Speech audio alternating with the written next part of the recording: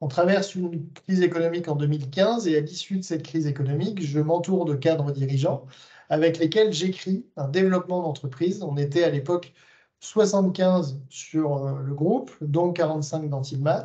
On facturait en 2015 à peu près 28 millions d'euros de chiffre d'affaires et on projette un redéveloppement d'entreprise réfléchi purement en COMEX, avec clairement une vision que j'essaie d'écrire la plus directe possible pour emmener l'entreprise, le groupe, vers 40 millions d'euros de chiffre d'affaires.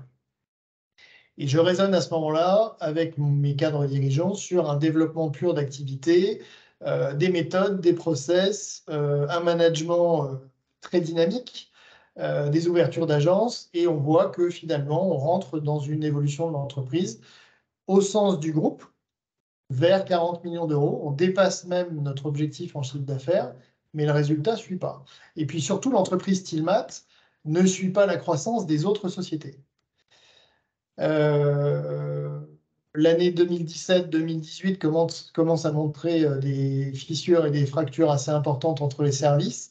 L'entreprise est composée d'un service commercial avec des vendeurs qui sont itinérants, d'un service technique avec des techniciens qui interviennent dans nos ateliers. Il y en a 4 pour Tilmat, qui interviennent sur les chantiers également. On a à peu près 25 camions techniques avec nos techniciens qui interviennent chez nos clients, d'un service pièces de rechange qui vend et qui fait livrer des pièces de rechange à nos clients, et d'un collectif de management. Donc c'est à peu près 45 personnes avec 3 à 4 services qui progressivement ne savent plus se parler. Chacun a des objectifs très clairement établis. J'ai des revues trimestrielles avec mes cadres. Les choses sont très claires en termes d'objectifs en volume, d'objectifs de service après-vente, de chiffre d'affaires et de marge, mais on est systématiquement à côté de nos objectifs et progressivement les services s'opposent, chacun ayant l'impression de faire le maximum dans son coin et finalement d'être pénalisé dans son résultat par le service voisin. J'intègre à ce moment-là un programme qui s'appelle Accélérateur au sein de BPI et je fais la connaissance de Thierry et d'Altman dans le cadre d'un des modules qui nous est proposé. On travaille sur un premier module au sein de l'entreprise et Thierry détecte assez vite la situation, je dirais, assez étouffante de Tilmat, alors que nous avions en Tilmat le fleuron de l'entreprise, je le répète. Ce fleuron commence à s'abîmer très sérieusement et rentre en tension même avec ses fournisseurs principaux qui constatent que l'entreprise n'est plus au niveau. Et donc, on aboutit progressivement à une situation de tension importante dans laquelle j'ai plutôt pris la tendance d'un management très en contrôle, très directif. Et je dirais, j'ai l'impression d'être dans la discussion et dans l'écoute, et en réalité, je suis plutôt directif, voire très directif. Et puis, à un moment donné également, les années passant, les chiffres se dégradant, il y a aussi une inquiétude qui naît chez le dirigeant que je suis en disant, mais je suis en phase d'LBO, je dois rembourser une dette senior, est-ce que je vais y arriver? Donc, il y a une tension complémentaire, évidemment, qui naît. Et puis, Thierry m'aborde lors d'une de nos réunions en disant, écoute, je pense qu'il y a quelque chose qu'il faut tenter dans l'entreprise, c'est de remettre l'énergie collective au sens, dans le bon sens, au cœur de l'entreprise. Et on prépare cette année 2019 avec plusieurs rendez-vous dans lesquels il s'intéresse à ma manière de travailler avec mon équipe. Il interviewe des membres de l'équipe. On travaille également avec mes cadres dirigeants dans l'entreprise pour tenter de comprendre ce qui se passe.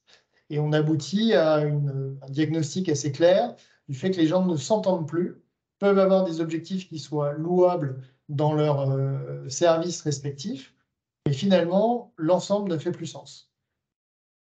Et donc, il faut réagir. Thierry me propose... Tu interviens quand tu veux, Thierry. Hein. Ouais, non, je suis tout oui, c'est très bien.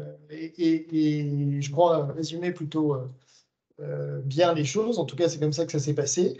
Et dans les discussions qu'on mène, Thierry... Pierre, j'ai un manque de confiance. Moi, je me rappelle qu'on s'était beaucoup parlé de ça. C'était le sentiment qu'il n'y avait plus la confiance. Les gens doutaient quand tu leur parlais des chiffres, etc. Ils se demandaient si c'était la réalité que tu leur présentais aussi. Il y avait un truc un peu autour de ça, me semble-t-il. Oui, exact, puisque en 2015, on avait traversé, je vous le disais, une crise assez importante et on avait connu une chute de 20% de nos activités. En fait, j'avais repris le groupe, mais sans diversifier ses activités. Nous étions très dépendants antérieurement à 2015 de deux domaines d'activité, le secteur agricole et le secteur des travaux publics. Et ces deux secteurs, de manière concomitante, s'effondrent économiquement en 2015 et début 2016. Donc, on a pris une vague très importante de ralentissement. J'ai dû prendre des décisions difficiles avec 7 licenciements à l'époque. C'était quand même 10% des effectifs. Et donc, la relance de l'activité et réembarquer une entreprise sur un projet de croissance alors que vous sortez, j'ai présenté un plan de restructuration de l'entreprise le 2 septembre 2015 et le 10 octobre 2015, un mois et une semaine après, on réunissait à nouveau nos collaborateurs en leur disant, bon, OK, on a pris acte de la crise, maintenant voilà ce qu'on va faire pour redémarrer. Donc il y a eu des effets psychologiques qui étaient relativement importants. Et les années qui ont suivi, j'ai multiplié les communications basées sur des PowerPoint, des chiffres et autres, mais je voyais que je perdais l'attention de mes équipes. Et il y avait effectivement un problème de confiance dans ce que je pouvais expliquer du fonctionnement de l'entreprise. Donc j'en souffre en tant que dirigeant et mes équipes, je les sens en grande tension aussi. On perd des compétences. Et en gros, je suis un peu dans une situation de laquelle j'ai du mal à sortir, en tout cas à prendre de la hauteur. Donc les travaux qu'on a menés avec Thierry, ça a été plusieurs réunions et plusieurs discussions et plusieurs jours de travail antérieurement à une invitation que je formule à tous les collaborateurs pour le 6 décembre 2019, où je prends la décision d'arrêter l'entreprise et de convier l'ensemble des collaborateurs à l'extérieur de l'entreprise, en hôtel-restaurant sur une journée, et mon induction de la journée, donc l'accueil que je fais, vous le voyez, alors, je crois qu'on était sur la deuxième ou la troisième phase sur cette photo, mais quand j'accueille mes collaborateurs le 6 décembre 2019, j'ai 45 personnes qui au départ sont assises sur des chaises en ovale vu la typologie de la salle.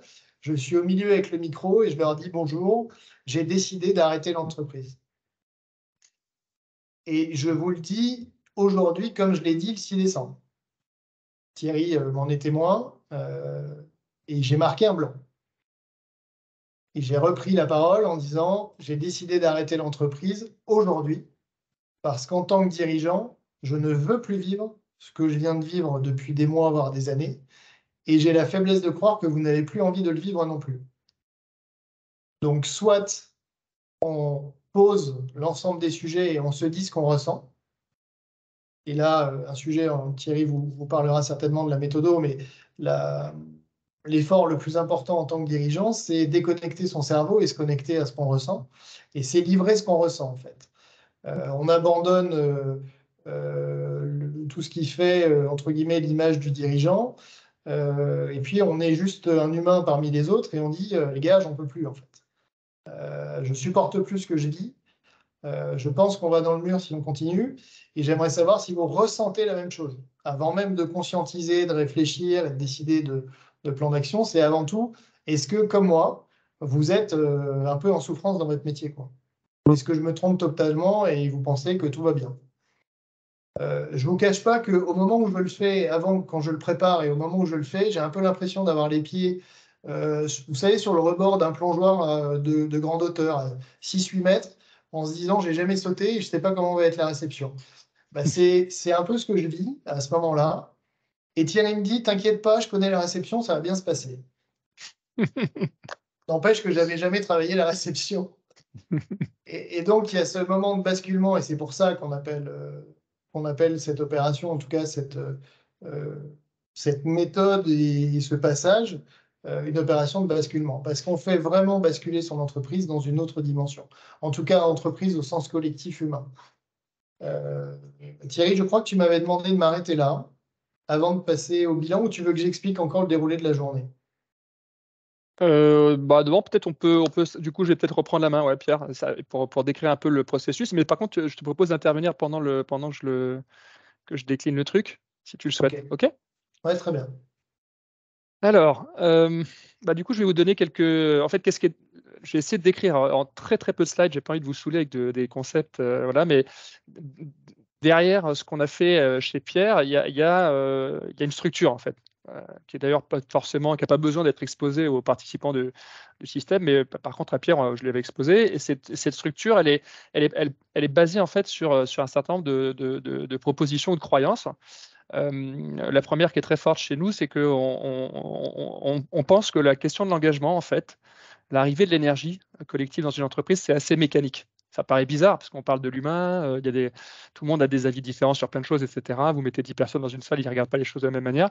Et pourtant, nous, ce qu'on constate, puisque l'accompagnement qu'on a fait avec Pierre, on l'a fait une quinzaine, maintenant peut-être une vingtaine de fois au cours des dernières années, on sait en fait mécaniquement, c'est pour ça que je peux parler de la réception de Pierre, lui dire écoute, saute, tu vas voir, ça va bien se passer. C'est que dès qu'on crée les conditions, et ça peut même arriver sur un temps très court, puisqu'en une journée, il me semble que Pierre, tu confirmeras ce que je vais dire, mais je t'avais dit avant, Pierre, tu verras, le 6 décembre, on savait depuis quelques mois que ce serait le 6 décembre, c'était plusieurs mois avant, je lui ai dit, tu verras, l'énergie de ton collectif va changer instantanément le 6 décembre. Pourquoi? Parce qu'en fait, le 6 décembre, ce qu'on fait, c'est qu'on remet dans le collectif ce qui souvent en a disparu, le sens, le lien avec le sens, le lien social, c'est-à-dire la relation entre les gens, et le pouvoir d'agir. Puisque ce jour-là, et du coup, Pierre, tu pourras un petit peu expliquer comment ça s'est passé pour toi si tu sens que ça va être c'est sympa. Mais ce jour-là, on réunit 45 personnes dans une salle. On a un dirigeant qui fait pas de discours, qui ne sort pas de PowerPoint et qui dit juste moi, voilà où j'en suis, les gars. Et en fait, j'aimerais savoir où vous en êtes, vous. Et ça, vous voyez, en termes de relation, bah, c'est pas du tout pareil que de faire un discours ou de venir avec des PowerPoint. En termes de relation, vous êtes en train de dire, tu comptes, tu es important. Chacun de vous, 45, vous êtes important pour moi. Et de ce fait-là, vous remettez le lien social, vous remettez le sens aussi, parce que vous dites, moi, je ne sais pas où on va ensemble, mais tout seul, j'irai nulle part. Donc le sens vous appartient aussi, ce n'est pas un truc de direction générale, le sens de l'entreprise. Voilà, et donc en fait, ce qu'on joue ce jour-là, c'est vraiment d'essayer de remettre les ingrédients. Et quand les gens, les individus, et ça c'est moi, ça me surprend encore aujourd'hui, après plusieurs années de pratique, qui se traduit toujours par les mêmes résultats. C'est que dès qu'on on tend la main, on redonne de la place, on rediscute du sens de la relation, et qu'on laisse la possibilité aux gens d'agir. Vous verrez ensuite comment derrière ce basculement, on va donner la possibilité aux individus qui le souhaitent et qui vont devenir de plus en plus nombreux de s'investir dans la transformation d'entreprise, parce que c'est ça aussi qu'on n'a pas encore dit, mais qui est important à comprendre, c'est que ce moment de basculement, c'est un démarrage en fait. C'est un démarrage d'un mouvement, et à la fin, enfin pas à la fin, mais à la suite de ce démarrage, les gens vont avoir la possibilité de s'impliquer dans la construction de la culture, dans l'évolution de l'organisation, et faire sauter finalement, sauter ou modifier tout ce qui les a empêchés de se sentir bien. Ça part du petit irritant, on parlera tout à l'heure de la machine à café de la société Tilmat, mais ça va jusqu'à des choses beaucoup plus conséquentes dont Pierre parlera dans un instant. Et donc, voilà, nous, ce qu'on veut éviter, en général, je pense que Tilmat, je suis désolé, c'est un peu schématique, mais chez Tilmat, on avait un peu ça, si vous voulez. Il y avait une direction dans laquelle, là, on partageait bien une aventure, et puis il y avait plein de gens qui se sentaient très éloignés de l'aventure. Et puis, entre chacune des équipes, on ne se comprenait pas bien. Et donc, quand l'entreprise est construite de telle manière, notamment quand elle est très autoritaire, très top-down, qu'elle donne le sentiment aux gens qu'en fait, ils comptent pour du beurre, qu'on leur change comme ça leurs habitudes de travail sans rien leur demander, en disant bah, j'ai décidé, puis c'est comme ça. Ils ne sont pas informés d'où on va, ils ne sont pas informés où on en est, ils ne connaissent pas tous les chiffres d'entreprise, donc ils se demandent ce qui se passe, ils ne savent pas trop. Voilà, en fait, c'est difficile pour ces gens-là de se sentir importants. Et quand les gens ne se sentent pas importants, bah, ils prennent leur énergie, ils vont la mettre ailleurs, quoi, en fait, hein, c'est ça qui se passe. Pour que quelqu'un ait envie d'apporter son énergie dans votre entreprise, il faut qu'il ait la possibilité de sentir qu'il compte, qu'il est accueilli, c'est ça le lien social, qu'il est inclus, il fait partie de la famille, quoi, en quelque sorte, de l'entreprise, et il comprend où on va, il comprend le sens. Vous voyez, c'est pour ça qu'on reparle de ces 3 ingrédients. Bon, je vais pas. Du coup, voilà, un peu le basculement, ça consiste à faire un peu ce que vous voyez dans ces 3 flèches, hein. Permettre instantanément, dès le 6 décembre, de faire sentir aux gens qu'en fait, on veut les inviter dans l'aventure avec nous, et c'est ce que Pierre fait. Dire la qualité de la relation, c'est pas un truc accessoire, c'est pas une cerise sur le gâteau. Vous êtes important, et j'ai envie que ce soit une vraie relation qu'on vive. Et donc, je veux savoir ce que vous ressentez. Et puis, ensemble, on va construire un cadre très vite qui va avoir pour fonction de vous libérer. Et si vous avez des choses qui ne vous plaisent pas, qui ne fonctionnent pas bien pour vous dans l'entreprise, alors pas pour vous personnellement, mais parce que vous sentez que c'est un blocage et que c'est mauvais pour l'entreprise, bah, vous allez pouvoir agir pour changer ça. Et c'est le mix de ce contact avec le sens, de cette nouvelle relation qu'appelle Pierre en prenant la parole le 6 décembre 2019 et le fait qu'on va ensuite construire dans la durée des interactions, des méthodes de travail différentes, des groupes de travail qui vont pouvoir se lancer, c'est ça qui va permettre aux collaborateurs de leur dire, mais en fait, j'ai jamais entendu mon patron me parler comme ça. Et tout d'un coup, enfin, je peux contribuer et avoir une importance dans cette boîte. Et ça donne envie de venir apporter son énergie et le meilleur de soi-même. Voilà. C'est exactement la méthode qui est derrière. Je vais peut-être du coup rapidement, je ne vais pas passer trop de temps, je regarde quelle heure il est. Donc ça, c'est pour vous expliquer un peu le déroulé. Donc là, ce que Pierre nous décrivait, c'est l'étape 2. La salle que vous avez vue avec les 45 personnes, c'est le moment où on se tourne vers les équipes pour leur proposer une autre relation, un autre vécu, une autre culture ensemble, hein, un autre collectif dans l'entreprise. Avant ça, Pierre l'a expliqué, on a passé du temps à travailler avec Pierre et avec d'autres personnes. Il faut mieux que ce soit plusieurs personnes parce que d'avoir un mini collectif, c'est aussi avoir plusieurs paires d'yeux qui se portent sur ce qui se passe dans l'entreprise. Ça permet de mieux sentir ce qui se joue. Et donc ça, et aussi, Pierre l'a dit tout à l'heure, c'est pas juste mieux comprendre la situation, c'est inviter Pierre et sa petite équipe réduite, qui peut être, en l'occurrence, c'était plutôt une équipe de direction, mais ça aurait pu être une équipe transfo. Des fois, on fait ça avec des gens qui ne sont pas forcément des gens de la direction, hein, mais une petite équipe qui se porte en avant pour dire et si on se disait vraiment les choses, et si on allait sentir un peu au fond nous où on en est par rapport à cette entreprise. Et c'est parce que la direction, le leader, aidé par cette petite équipe, va se connecter à ce qui est profond en lui, ce qui vraiment ne lui va pas, ce qui le met en colère, ce qui le rend triste, mais en même temps ce qui pourrait lui apporter de la joie ou ce qui lui apporte déjà de la joie. C'est parce que le dirigeant va être capable d'exprimer ça, qui est souvent très intérieur et que personne ne dit vraiment dans l'entreprise, que les équipes vont changer quelque chose, vont sentir que quelque chose est différent. Voilà. Et donc c'est pour ça que je suis capable de dire 3 mois avant à Pierre, tu verras, le 6 décembre, l'énergie va changer.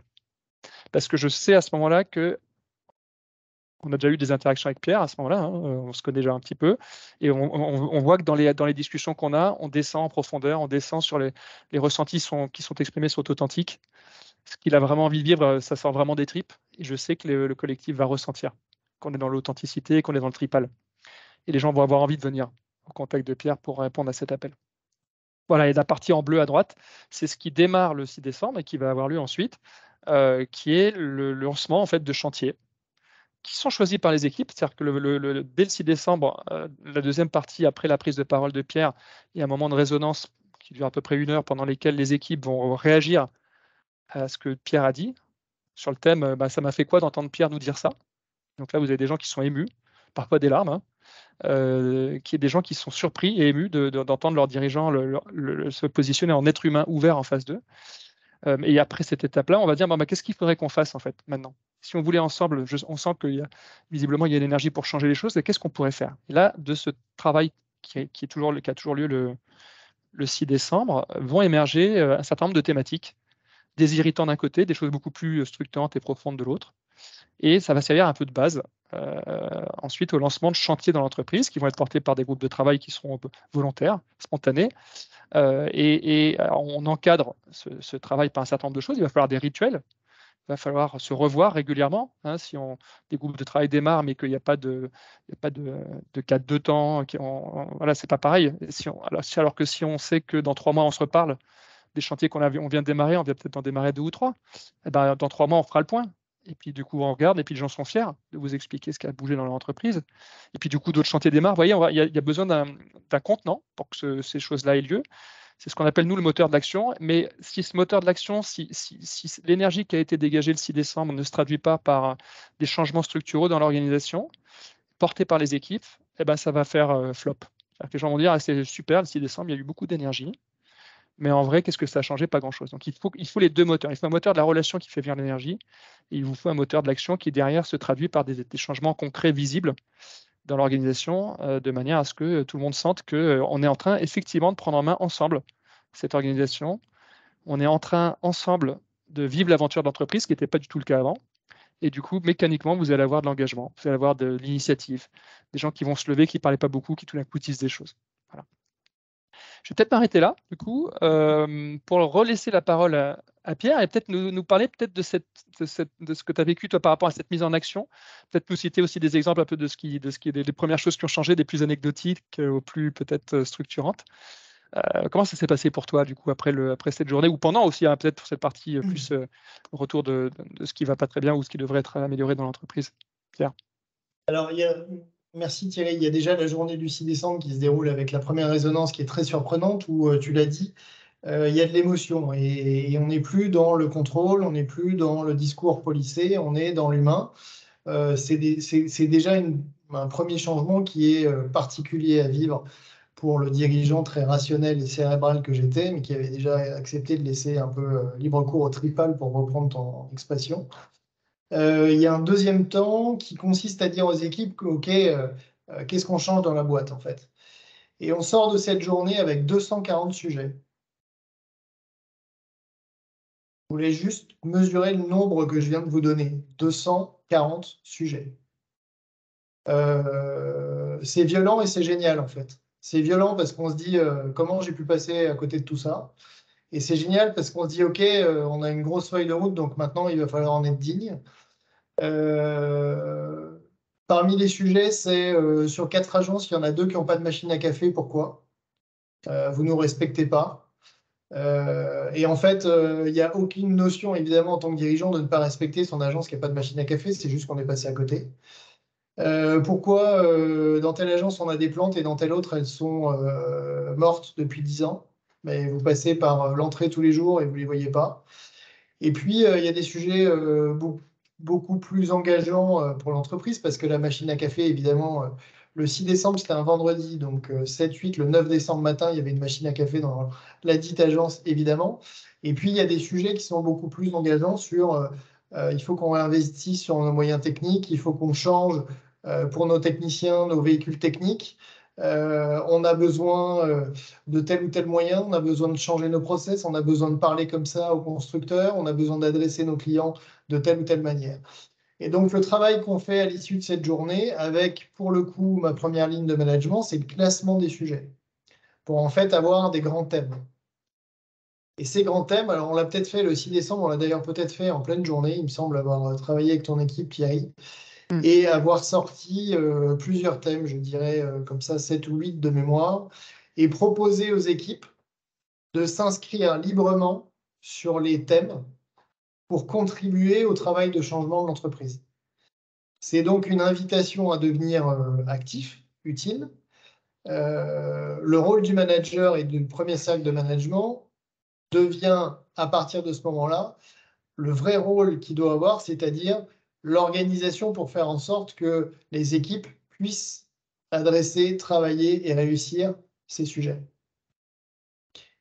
Et c'est assez génial parce qu'en fait, on n'est plus celui qui est la locomotive qui tire l'entreprise, qu'on peut lire dans certains bureaux d'anciens dirigeants, affichés sur les murs. Non, on est simplement la personne qui vient avec sa burette d'huile et qui fait en sorte que la vraie richesse de l'entreprise, c'est-à-dire ses collaborateurs, et tous les outils pour maximiser le redéveloppement de l'entreprise. Donc, comment on organise les choses une fois que les groupes sont constitués? Donc, on communique évidemment sur l'ensemble des sujets, c'est affiché. On les classe en différents thèmes de mémoire, 7 ou 8 groupes. On propose l'inscription et on laisse un temps de mémoire, un mois et demi. Et puis, on recommunique fin janvier sur la constitution des groupes. Je voudrais juste appeler à votre mémoire qu'on parle de janvier 2020. Vous vous souvenez à peu près ce qui s'est passé en février 2020, puis en mars.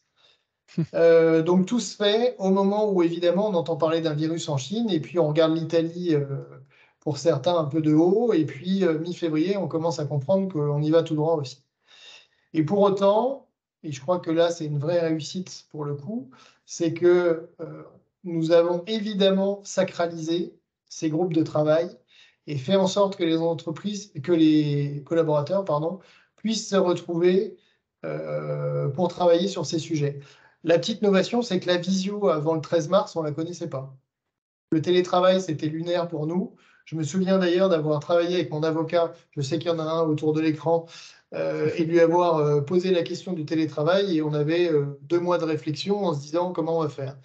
Bon, le 13 mars, j'ai basculé à l'époque 92 collaborateurs à la maison en 24 heures, puisque dans l'Est et particulièrement à Metz, on était assez touchés par le Covid, et j'ai dû fermer 10 agences le mardi 17 mars, le lundi 16 mars au soir.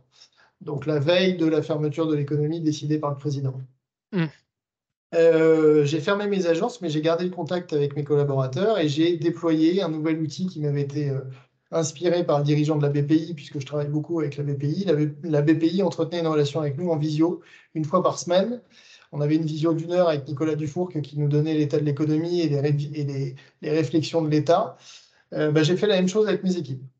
Et la visio avec BPI, c'était 11 heures. Avec mes équipes, c'était à 18 heures. Et pendant 1 heure, je leur disais où j'en étais. J'étais seul à l'entreprise. Je prenais un certain nombre de décisions qu'on peut imaginer pour l'époque. Je leur ai témoigné aussi mes craintes, mes peurs, et je me suis laissé disponible pour eux pour répondre à toutes leurs questions de l'époque.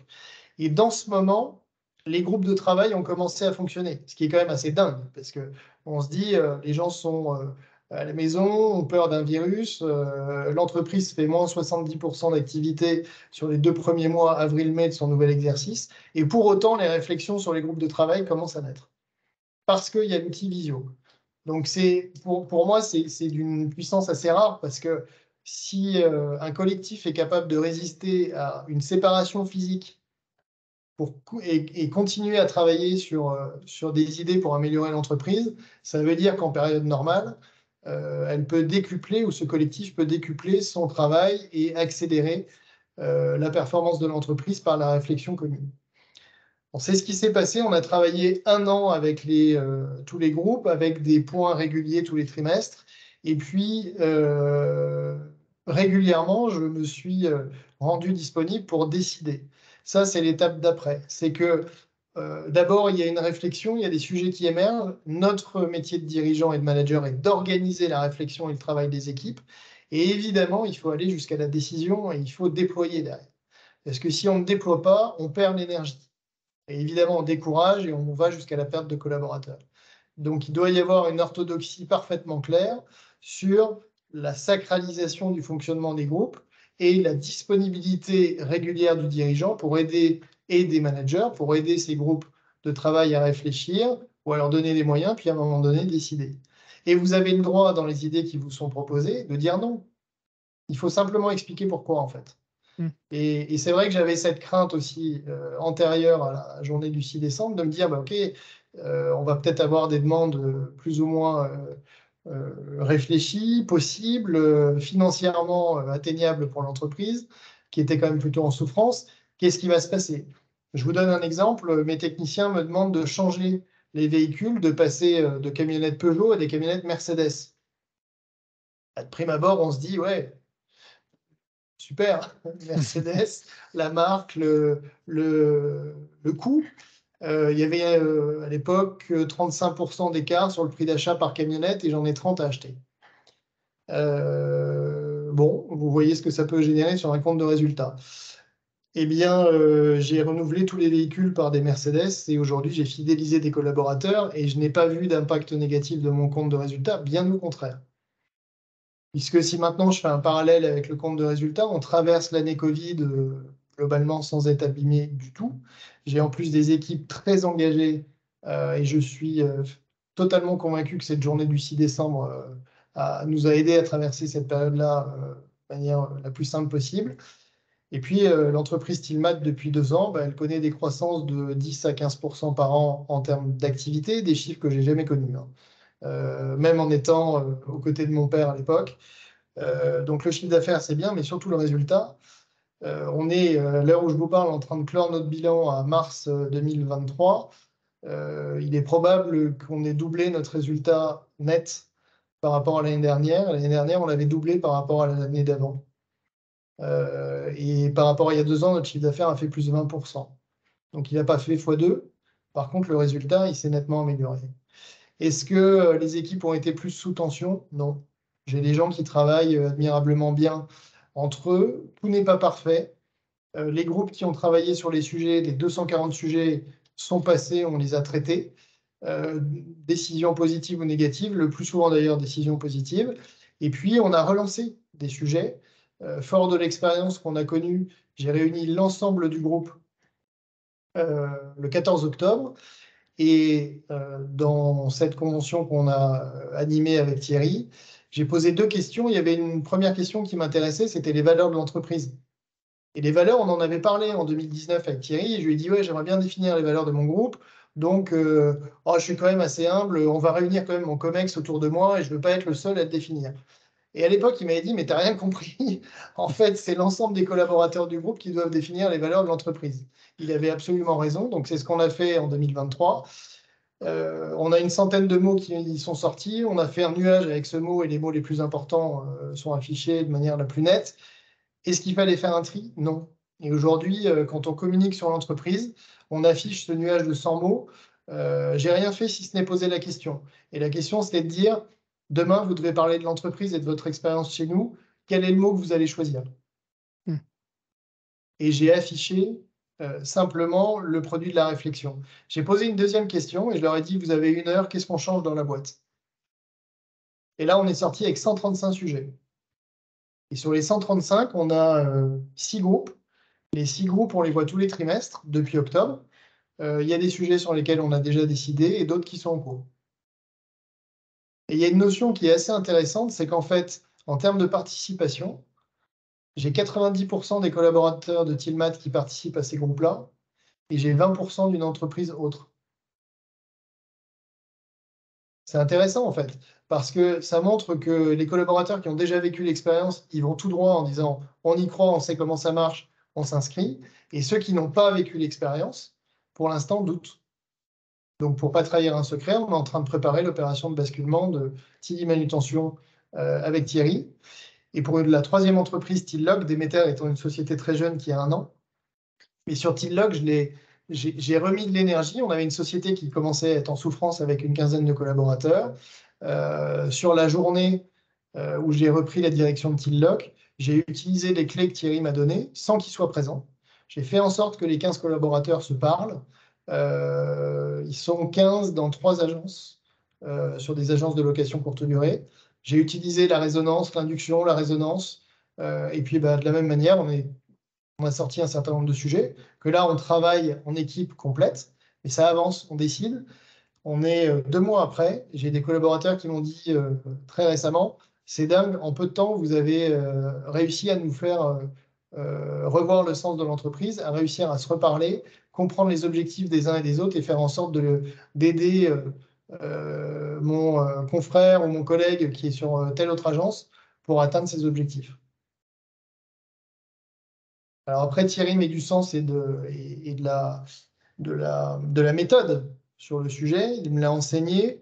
Moi, je trouve ça assez dingue, en fait, pour une entreprise. On est passé de 90 à 150 collaborateurs. J'avais le rêve de doubler le chiffre d'affaires de l'entreprise. En fait, on l'atteint cette année. En 2 ans, on revient au niveau... on va passer 60 millions. On avait mis 7 ans pour aller de 30 à 40 millions. De 40 à 60 millions, on a mis 2 ans et demi, sortie Covid. Pour aller de 30 à 40 millions, ça s'est fait dans la douleur et on a perdu des compétences. Et on a eu des gens qui étaient presque en burn-out. Pour aller de 40 à 60 millions, on n'a quasiment pas de craquement dans l'équipe, quoi. Et on a un business plan qu'on vient d'écrire pour aller à 80. En croissance interne.